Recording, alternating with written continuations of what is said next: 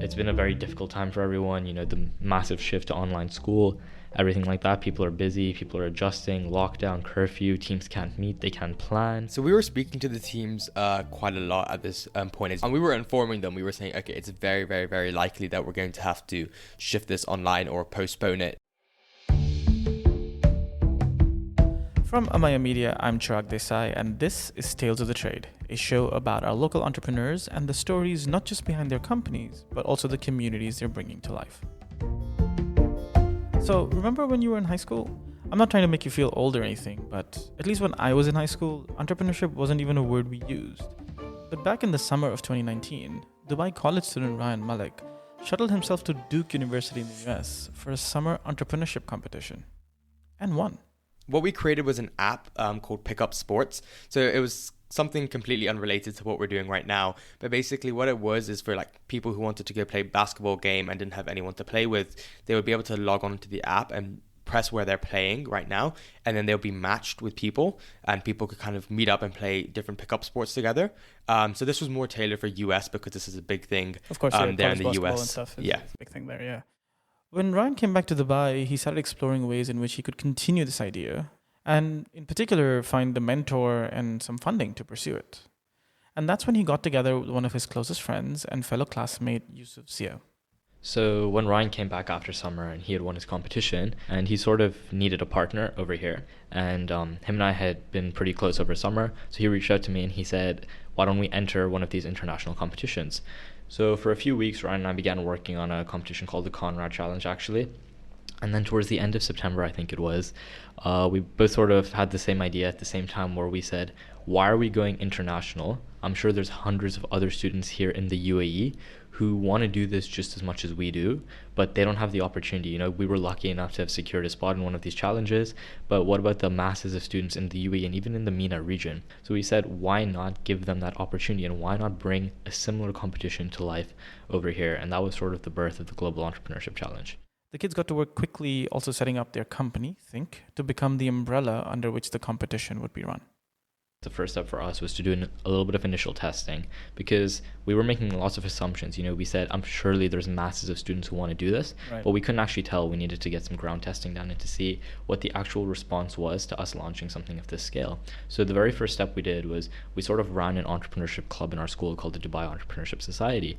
And we just sent an email about it to our school, which is about 800 students. And on the very first day, we had over 40 students turn up.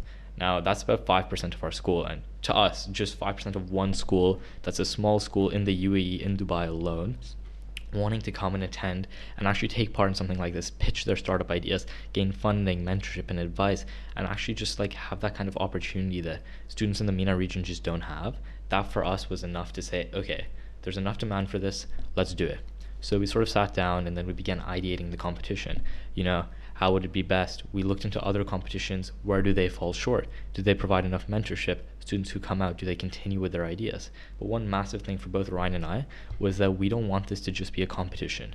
We wanted it to be a process even after the competition. We want the people who come out of our competitions to actually become entrepreneurs. We want them to launch these startup ideas, and that's why we try to do everything we can to help them, to give them as much as we could. The students were always at the forefront of what we were doing. So we were always trying to target and help the students and kind of cater to what the students need. And as students ourselves and as people who've gone through a little bit of the struggles of not having mentorship or guidance, that's something we then prioritized because we knew that students need access to people to give them advice, people who've gone through the process themselves. What types of prizes do the students need? Do they just need cash, or do they need prizes that will help them continue their business, such as a trade license? So we started planning out these different things, and then that's how we started forming kind of the structure of our competition. Were there some things you felt like maybe you had to do differently here to cater to what the needs of Gulf students were? One of the main things we tried prioritizing in our competition, and when you look at other international competitions, they do this less than we do, is having these workshops for the students, having mentorship for the students. So each student was assigned a mentor who's kind of had vast experience in the world of entrepreneurship to reach out to speak about their ideas, to pitch to them and get feedback and advice. So we tried making it as personal as an experience as possible. And other international competitions, what sometimes happens is you write a written application, round 1, round 2, you kind of submit a video and then it's kind of over with. There's no real human interaction there. So we tried kind of upping that and providing mentorship and guidance. And that was our focal point. And that's also because students here had very limited experience of entrepreneurship. It's not taught in schools. Talk me through how you kind of executed on that, right? So obviously it's one thing to identify, let's say, a need for mentors, but then when you look at a competition that might have 30, 40, 50 students or teams, you now have to actually go out and get those mentors and have them buy into what you're trying to do. The first people we acquired was actually the judges, was the partners and was the mentors, and then the students applied, because we knew that for students here in the UAE to buy into something so new like this, there had to be something substantial there for them to kind of win from it or kind of benefit from. So we basically said ourselves, we're going to be able to put in 3,000 dirhams to the prizes, and that was all the prizes we were offering, was 3,000 dirhams. So it was kind of your own money as opposed to somebody else had donated for it, right? Okay. Yeah, that was our own money, so we had to have something there obviously for the prizes. So we anticipated that, okay, we'll be able to make that back anyways. So we created that website and we had a little bit of prize money, and then we created a guidebook for how we wanted the competition to play out and why we wanted it to kind of be what it was. And then from that moment on, we started aggressively reaching out to people. So we emailed hundreds and hundreds of mentors and kind of founders here in the UAE and tried reaching out to everyone we could, and spent hours writing emails to people. And after all of that, we got a couple of responses, and then we set up meetings with them and we pitched our idea. And we were super fortunate that everyone really bought into our idea and what we were doing. And they're really sold on this idea that, okay, we can help kickstart this youth entrepreneurial ecosystem here in the UAE. So that's how we started getting some mentors on board. And it wasn't like we want this specific mentor, because obviously we couldn't really be picky with who we wanted. Right, yeah. We just tried getting anyone who was willing to help out with a competition. How many people did you actually reach out to in the first list? I think it would probably be over 500. Okay. And we sent like personal messages. So obviously we looked into their background, what they're doing, how they can help out. So it was a very time consuming process. And I think that's putting in all that effort and time is why we were able to be where we are right now. That probably took all of October and about halfway through November.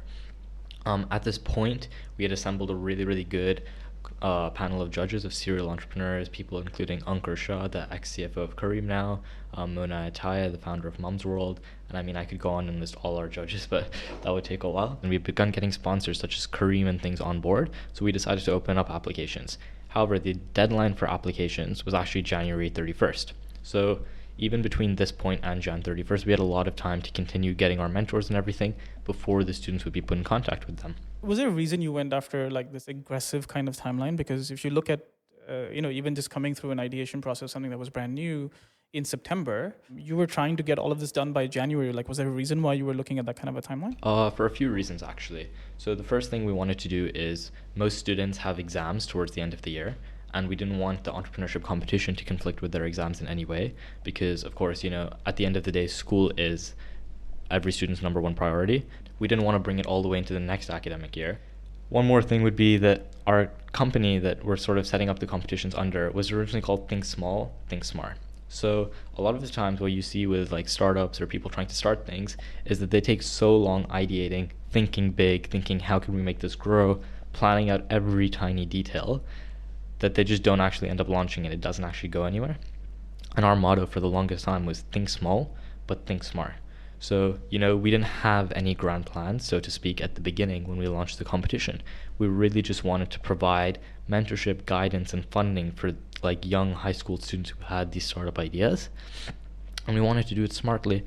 And at the end of the day, like our competition did grow exponentially in ways we never could have imagined, but thankfully we were well prepared for that. Obviously, we were brand new to this, so we were learning everything as we were going along. We had never pitched an idea properly to kind of a company who's willing to give us money, so we never had that whole experience of kind of the pressure of pitching an idea, creating our own pitch deck, covering all the things we need to do, making sure our marketing material is right, communication. So we ran into all those minor issues, people rescheduling, cancelling, but from September to January, I think it's fair to say that we had it pretty good. I mean, everything kind of went relatively smoothly. You mentioned dealing with a few hiccups and understanding how, let's say, for example, communicating effectively and all that. Did you have help here? Did you look at these mentors, your parents, teachers, or somebody who to try to guide you when you ran into any of these? Somewhat and somewhat not. So we obviously had access to our judges and our mentors, but we also tried coming across as super professional. So we tried coming across as like we have figured this stuff out when naturally we had kind of gaps in our knowledge. So we looked to kind of our parents, of course, to read over some emails that were important emails, and to our siblings to kind of check up on stuff. But aside from that, we didn't have full proper guidance until we were well kind of into the competition, and we had a wide range of people to kind of communicate with. So we kind of learned by doing, and we made many mistakes along the way. I'm sure we could have got another partner or two if we didn't make these mistakes, but I mean, through those mistakes we learned, and we learned what to do and what not to do. And I think that's kind of how we started to develop our competition and grow our skills so that we could kind of get better partners and prizes. And is there a mistake that you look back now and you think like, man, I wish I had just not done that or done that differently? Yeah, for me, I think if we look back at when we started the competition, what we really wanted to do was partner with Expo 2020. And the reason behind this was we wanted students to be able to present their ideas at Expo, the winning teams. And this was something that we really, really, really wanted to do. It was, I wouldn't say the whole purpose of the competition, but initially when we started planning it out, like the best prize we wanted to offer was that opportunity. And the one thing, if I'm looking back on it now, would have been to not reach out to Expo so early on, because obviously we were naive. We reached out to the biggest one possible at that time in hope that something would happen. And we got rejected from that, and they said no. Oh, they actually said no. It's not that you couldn't get through to them. They actually didn't actually. Yeah, they said no. They said that they're not willing to do it, and that they had their own like mini competitions going on. And obviously that was a difficult one to take. Obviously it was our first ever rejection in our first ever attempt for what the whole competition was meant to be for Expo. So that was probably one of the kind of hard moments in our kind of journey, I would say. And regret is kind of reaching out to them so soon. But also, I look, and Yusuf looks at it the same way, where every mistake we've made is kind of a learning process, and it's helped us kind of reach out to these other partners and acquire these other partners for different things. So I wouldn't say it's something that, looking back on, I would change, but in the future going forward, we have to carefully plan when we reach out to people. And I'm assuming as well that they didn't just reject you outright. They kind of obviously entertained it a bit and kind of looked through the idea with you to try and see if there was a fit, and then decided not to. So obviously there's quite a bit of time that goes through like just prepping those meetings and having those conversations. Yeah, scheduling the meetings in between our own school and kind of dealing with both of those, then pitching to them, kind of continuing the conversation, discussing how we can benefit each other, and then kind of at the end either it goes through or it doesn't. So each one is a very time consuming process. Yeah. So pretty much with every mistake we ever made, like as Ryan mentioned, I mainly handled the design and the marketing. And as I look back, I mean, I fell very short on our social media marketing. So many of the resources I put out were, quite frankly, like disappointing and things like that. But I look at that and I say, you know, okay, that was the very first time I ever did anything. But, you know, I've read more books, I've read more articles, I've spoken to people who work in the design field, who work in marketing, and they've told me, and, you know, I've been able to learn from that, so that we're at the point now where, you know, I don't think I'm anywhere near knowing enough, but I certainly know a lot more than I did last year. And for me, that's the biggest achievement. And that's why, like, I've been so passionate about this competition from beginning to now. Who was the first sponsor that came on board? Yeah, our first sponsor was a company in Abu Dhabi called Crypto Labs. They're like an incubator, accelerator. Yeah, I've been there. Yeah. So it kind of fits under the right theme. So we reached out to them. We went down to Abu Dhabi and pitched our idea, and they obviously got behind it just by the nature of what they're doing. And they were the first ones to kind of give us that opportunity and the time of day and actually accept the partnership and provide. And all our kind of partnership entailed with them was really focused on the students, so boot camps, workshops. And I can imagine that was a good feeling, especially after all the time that you'd spent kind of putting into making sure that you had good partners on board. But obviously it was a feeling like, okay, what we're doing can actually work. Someone's believed in what we're doing. They're willing to kind of put their brand forward and willing to put money and time into what we are doing because they believe it has potential. So it's kind of reinforcing. You could say that idea and the belief that what we were doing would work could have been like decreasing because of all the rejections, all the time spent. So to finally see a little bit of outcome from all our work was a great feeling. And from there, then we started taking off. And it was also having a company that you can go to pitch to other companies and say, this company is supporting our idea. To us. Yeah. It gave us a kind of a much better opportunity to get other partners. And that was really instrumental in the development of our competition. You mentioned that initially you guys started out with this prize money of about 3,000 dirhams. That is what you wanted to put in. Did you go about resetting the prize money? Did you go about setting any kind of limits to say, okay, like now let's do this or let's target that? Or was it kind of like, let's be organic about it and see what we can land by the time everybody applies? Yeah, so with the prize money, so each company has a different kind of sponsorship style package. So it's all curated and kind of tailor-made for the company. So some companies, whilst they're not willing to put out direct cash towards prizes, they would contribute in other ways, such as providing internships or providing mentorship or workshops. So we reached out to companies, and like obviously it went very organically and kind of it grew that way. But in terms of prizes, everything and every single sponsorship was for our prizes. So in some way we classify like mentorship and workshops as well under kind of the branches of prizes. The prize pool gradually grew from 3,000 dirhams to where it is now at 120 or 130,000 dirhams. And that grew through kind of reaching out to these partners and pitching to them. But there wasn't a specific criteria for each partner. It was more so, can you reach this and what can you provide? And so there's about like 15,000 dirhams in cash. There's courtesy of our partner ITP Media, we have 36,500 dirhams in just pure marketing through Arabian business, through online advertisements. We had an additional 5,000 dirhams in cash for like the winning healthcare team, a free trade license worth about 25,000 dirhams from our partners Virtue Zone. You had entrepreneurship boot camps like Crypto Labs for a whole month worth about 2,000 dirhams per person. You had 15,000 dirhams in like vouchers for different softwares and kind of different places as well. Now, these partnerships also help build the base of the competition. So, for example, the criteria to evaluate entries and who would qualify for round 2 was developed in partnership with Crypto Labs. And from the original 300 applicants and 155 teams, the competition was now down to 67 teams, gearing up to present a live pitch to the judges. And then schools had to close down in March. More on that after this short break. Stay with us. You're listening to Tales of the Trade from Amaya Media.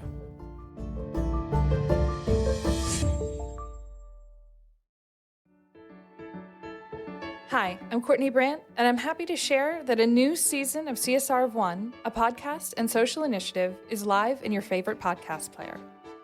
On each episode, we talk to individuals who are putting their weight behind philanthropic initiatives outside of their chosen careers. From responding to the demands of the community during COVID-19 to realizing a sustainable dream, our guests are truly inspiring.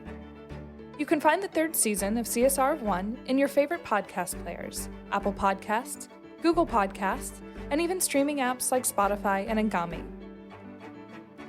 And we'd love it if you gave us a review on Apple Podcasts or IMDb for the episode or episodes you enjoyed the most.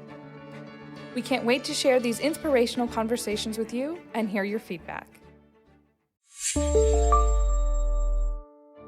Welcome back. I'm Chirag Desai, and you're listening to Tales of the Trade with Rayan Malik and Yusuf Zia, co-founders of Thynk and the Global Entrepreneurship Challenge. Now, as the competition was getting ready for round 2 in March 2020, Dubai was also dealing with a rise of coronavirus cases and instituted a curfew, leading to a shutdown of schools and events. Which meant that round 2, which we were planning to hold in our school's auditorium, also had to be cancelled. So we sort of reached out to the teams and we sent them a questionnaire, and what they said was that they would just do a pre-recorded pitch. This was limited to 10 to 15 minutes, and this was then sent off to our judges. That round 2 application filtration happened between March 14th and the end of March. And I mean, Ryan and I at this point were still extremely hopeful that the date which we had set for round 3, April 18th, we would be able to sort of do our live event of 1,000 people. Yeah, because we had communicated around that time, and I remember, I think one of you had replied back to exactly the same way to say, look, I mean, we're getting through with round 2, but hopefully, fingers crossed, before we hit May or June, we'll be okay, right? And then I remember having that conversation with you guys, yeah. Yeah, so we were still extremely hopeful at that point, and we really thought that, April 18th, it's a full month away from March 8th, right. Hopefully that we can hold a 1,000 person event. But our judges, a few of them actually reached out to us and they said, guys, like, it's best to just be prepared in case this can't go through because things aren't looking good right now. So we started to sort of plan out and think, okay, if we're unable to do it live, what would be the best way of doing it instead? And what we did is, as we approached April 11th, a week before the competition, we realized, okay, this isn't going to happen. So we reached out to all our partners. We reached out to all our finalists now, the top 10 teams only. And we said, like, look, guys, like, we really wanted to make this happen, but we can't. So we have a few options. And whichever one suits, like, everything we did, as Ryan said, we did for our participants, Like, we're not going to say, let's do it in the middle of your exam period. Maybe in June things are better. So we said we can either hold it at the beginning of next year, hopefully live, granted everything goes well. So that would have been around this time. Okay. Or we can hold it online at some point during, April to August. or we can hold it online during the summer. And I think every single team replied back to say online during the summer is what we're most hopeful for. You know, some of our teams were 18 years old. They were planning to go to university in September. They were like, we won't be able to do anything live post next year. So we began planning it out, and we said, okay, you know, like technically they're all prepared. They could do it live next week on April 18th. But, you know, it's been a very difficult time for everyone. You know, the massive shift to online school, everything like that. People are busy. People are adjusting. Lockdown, curfew. Teams can't meet. They can't plan. So what we decided to do actually is we said, let's give them a few months, let things settle down, and let's give them a lot of time to discuss with their mentors. So this is sort of where, you know, the mentorship program was happening in the background, but it sort of went full blown. So I began aggressively reaching out to our mentors again, making sure that at least like 1 to 2 calls were scheduled with mentors and teams every week. They were really getting that mentorship. At this point, like we were sending almost daily emails, just sort of keeping them up to date and things. Yeah, so we were speaking to the teams quite a lot at this point, as Yusuf just mentioned, and we were informing them. We were saying, okay, it's very, very, very likely that we're going to have to shift this online or postpone it. So just be prepared that that's probably going to be the case. However, in the event that this event does take place on April 18th, you guys still all need to be fully prepared. So each team was still fully preparing. They were still having their mentorship calls. They were still working through their pitch decks and kind of trying to prepare as best as possible, but everyone somewhat kind of, as you looked at the cases and you saw them rising, everyone kind of knew that, okay, this is not going to go ahead. We tried holding on to that little bit of hope, but yeah, that's basically, everyone was working in the background, but we were all mentally prepared for it to be postponed. I mean, at this point we realized like mentors are also a little bit more free now. Like, let's really give them as much time and as much like face-to-face time with the mentors as we can. So of course, like the mentors had been having calls and things with the teams pre like the postponement, but I began making sure and like getting on, not that I wasn't on top of it beforehand, but just sort of like doing weekly check-ins with the teams, you know, making sure they had their calls, you know, what kind of progress they made. And around this time, Ryan and I also started doing a few check-ins with the teams to see if they needed anything, if they wanted to switch out mentors to, you know, get a different perspective. You know, a mentor perhaps working in like the fintech field, they might want a mentor working in the education side, just to sort of, you know, change things up a little bit. And did you come across any teams that felt like they needed, they were going to change something drastically because of this? To be honest, no. So a lot of the teams, their ideas actually fitted very well to COVID. So something we saw in the finale presentations that were just a few weeks ago is COVID helped their idea, or it sort of opened up the market a little bit more, because a lot of teams were doing things online. To give an idea, our second place winner, Virtutor, is an online learning platform, and for them, you know, COVID sort of only propagated their idea more and made their pitch more realistic. So I found out about the Global Entrepreneurship Challenge through one of my friends who was friends with the leaders of the challenge. Nada Hussain is one of the co-founders of second place winner Virtutor, a service that's aimed to use machine learning to grade, assess, and provide feedback to enrich online learning. And this was something that was born out of her and her classmates' own frustrations with online classes.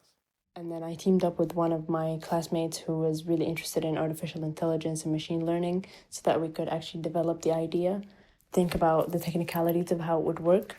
And then after the competition, I decided to continue pursuing Virtutor and hopefully actually seeing it flourish into the vision that we had for it, which was for it to be used by several students here in the UAE.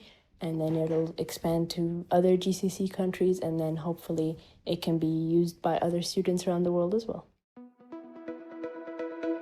Fast forward now to actually coming finally down to round 3. Tell me as well what you guys learned from just watching, you know, these 10 finalists kind of do their pitches and the levels they were at, considering all the mentorship that had gone in, all the hard work that had gone in, not just from them, but also from you in terms of putting this together.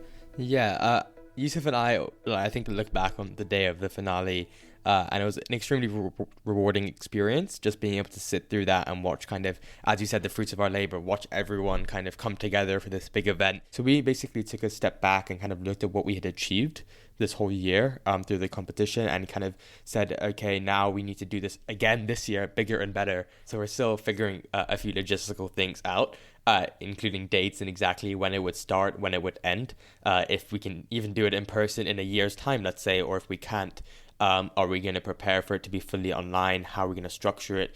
If we are moving online, do we open it up to more than just high school students here in the UAE? Do we open it up to high school students all around the world potentially? During the application process, did someone reach out to you, let's say from outside the UAE? So we had a few people who tried to enter from, I think, Sweden, Finland, India. Oh, so not even the Gulf. Okay. Yeah. Yeah, as you mentioned initially, you had set the criteria as being in the UAE because obviously it was meant to be an in-person event. Is that something you, like, as you mentioned just now, you're looking to change, but are you looking to change it to go as far as Sweden and India?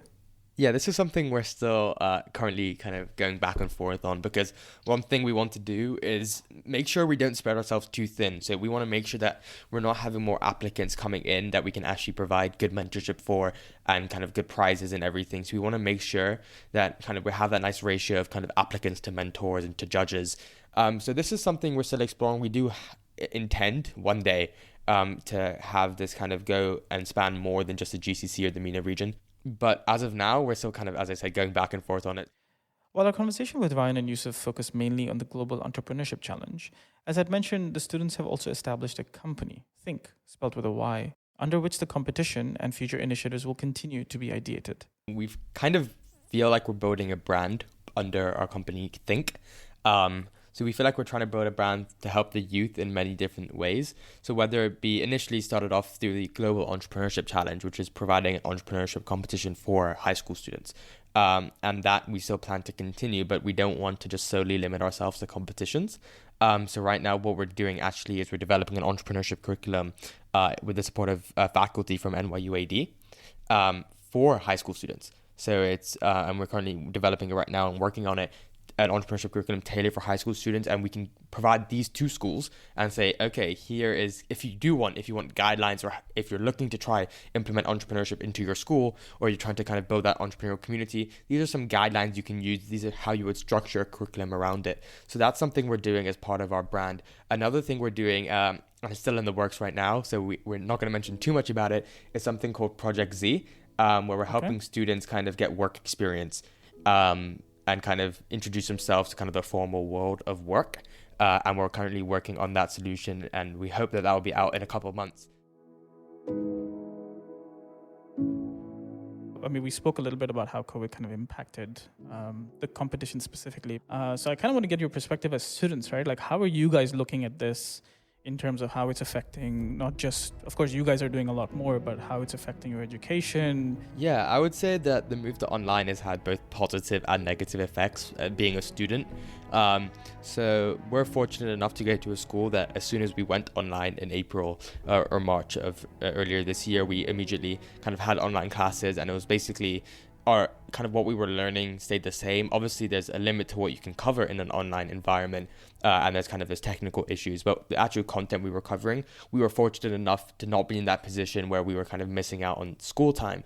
But then you do look at it from the other side of things, like running activities, running clubs, just interacting with students, and that whole environment has changed.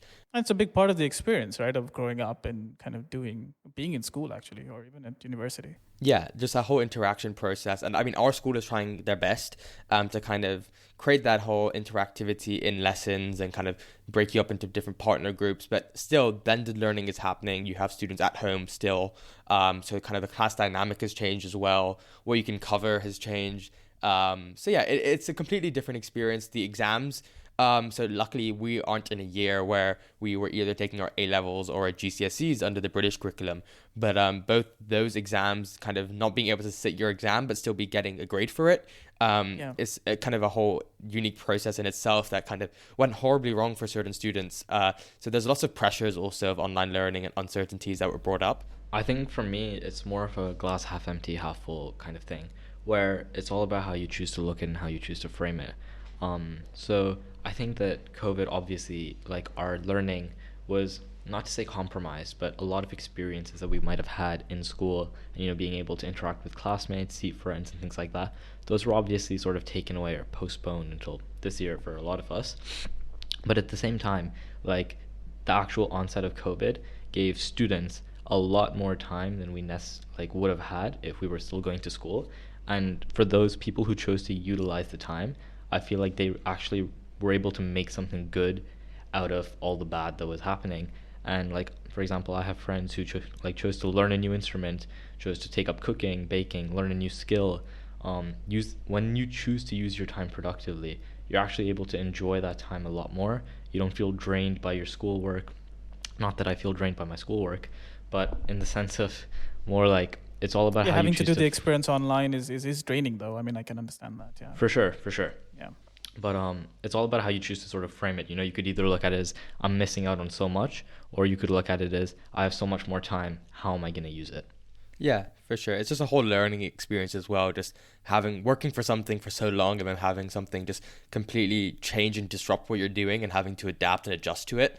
That was a whole experience in itself, and kind of how we went about that and all the skills we learned from that were super helpful, alongside also making sure now we know the best webinar platforms to use. We know how to get students and mentors to interact better online, and all those skills we've developed that helps us put on a better competition next year.